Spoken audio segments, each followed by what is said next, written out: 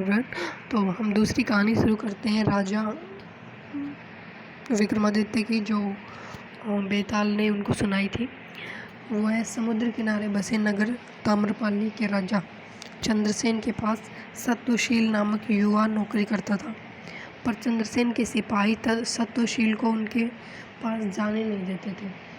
सत्यशील हमेशा इसी ताक में रहता था किसी तरह राजा से मिला जाए। एक दिन राजा की सवारी जा रही थी। गर्मी बहुत ज़्यादा होने के कारण चंद्रसेन को बहुत प्यास लगी थी। बहुत खोजने पर उन्हें पानी नहीं मिला। ऐसा लगता है मानो प्यास से जान ही निकल जाएगी।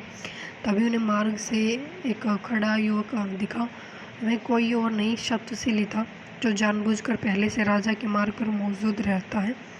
उसे देख राजा उससे पानी मांगते हैं। सत्यशील फौरन राजा की प्यास बुझा देता है और साथ ही खाने के लिए उन्हें फल भी देता है। चंद्रसेन सत्यशील से प्रश्न होकर पूछते हैं वह उनके लिए क्या कर सकते हैं। सत्यशील मौका देख अपने लिए नौकरी मांग लेता है। राजा चंद्रसेन उसे काम दे देते हैं और कहते हैं कि वे उसका उपकार याद रखेंगे। धीरे धीरे सत्यशील राजा का करीबी बन जाता है। एक दिन राजा उससे कहते हैं कि हमारे नगर में काफ़ी बेरोजगारी है और पास में एक टापू काफ़ी हरा भरा है। अगर उस टापू पर जाकर खोज की जाए तो हो सकता है हमारे नगर के लोगों के लिए वहाँ कोई अवसर निकल आए। सत्यशील तुरंत खोजबीन करने का बीड़ा उठा लेता है और राजा चंद्रसेन से एक नाव और कुछ सहयोगी प्राप्त करके समुद्र में टापू की ओर निकल पड़ता है। टापू के पास पहुंचते ही सत्यशील को एक झंडा पानी में तैरता नजर आता है। उसे देख सत्यशील तुरंत हिम्मत करके पड़ताल करने के लिए पानी में कूद पड़ता है। सत्यशील अचानक खुद को टापू की जमीन पर पाता है, जहाँ एक सुंदर युवती संगीत सुन रही थी।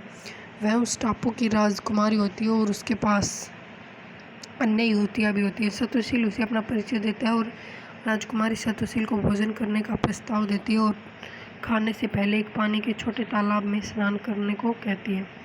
सत्यशील जैसे ही पानी में नहाने जाता है, वह खुद को ताम्रलिपि के महल में राजा चंद्रसेन के पास पाता है और इस चमत्कार को देख चंद्रसेन भी चकित हो जाता है। चंद्रसेन खुद इस रास्ते में जगह पर जाने का फैसला कर लेते हैं और वहां जाकर उस टापू को जीत भी लेते हैं। उस टापू की राजकुमारी विजेता चंद्रसेन को उस टापू का राजा घोषित कर देती है।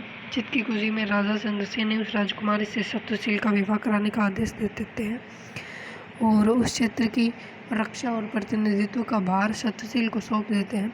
इस तरह चंद्रसेन सत्यशील के उपकार का बदला चुकाते हैं। इतनी कहानी बताकर बेताल चुप हो जाता है और विक्रम से प्रश्न करता है कि दोनों में से अधिक बहादुर कौन है, सत्यशील या टापू जीतने वाला राजा चंद्रसेन। राजा विक्रम तुरंत उत्तर देते हैं कि सत्यशील अधिक बहादुर था, क्योंकि जब टापू के पास उसने पानी में झंडा देखकर छलांग लगाई तब वह वहाँ की स्थिति से अनजान था। वहाँ मौत का खतरा भी हो सकता था, पर राजा ने कहा था और वह सेना की मदद से जीत हासिल कर पाया, इसलिए सत्यशील अधिक बहादुर था।